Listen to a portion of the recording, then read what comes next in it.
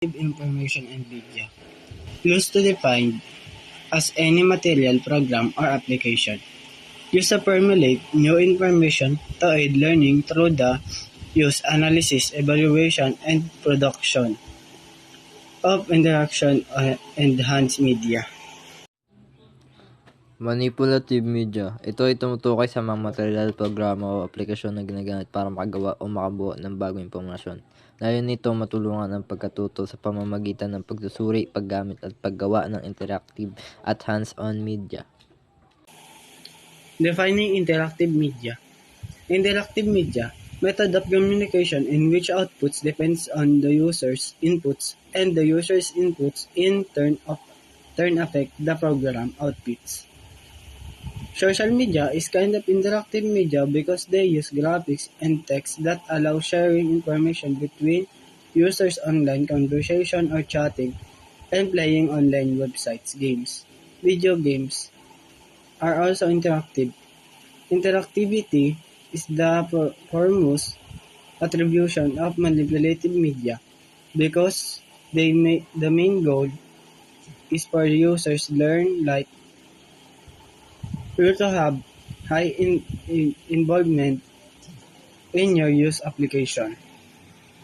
Defining interactive media. Ayon sa Industopedia, ang interactive media ay paraan ng komunikasyon kung saan ang resulta o output ng programa ay nakabatay sa input na gumagamit. Halimbawa, social media, nagpapahintulot ng pakikipag-usap, pagbabahagi ng impormasyon online na laro. Video games, gumagamit ng graphics, text, akasyon ng player. Pinakamalagang katangian ng manipulative media ay ang interactive dahil layunin nitong mas maging aktibo ang mga gumagamit na sa pagkatuto. Andre Leiden. Mobile learning apps are extremely helpful in certain situations, for example, when you need to check a fact or consume small amounts of information at a given time. About 3 in 4, 74% teens aged 12 hanggang 17 say they access the internet on cell phones, tablets, and other mobile devices.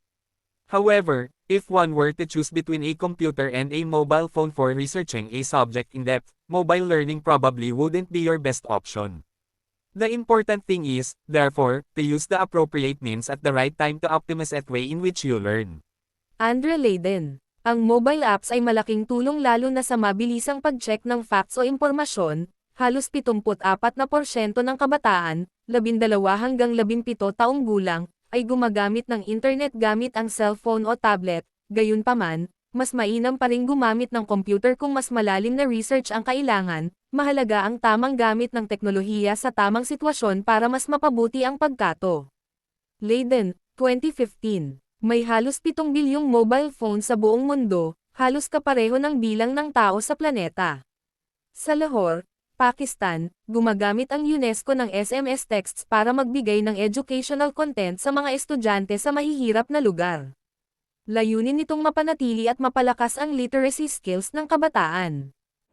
Mobile learning applications sa pamamagitan ng mobile learning nagagamit ang smartphone para mas mapadali ang pag-aaral.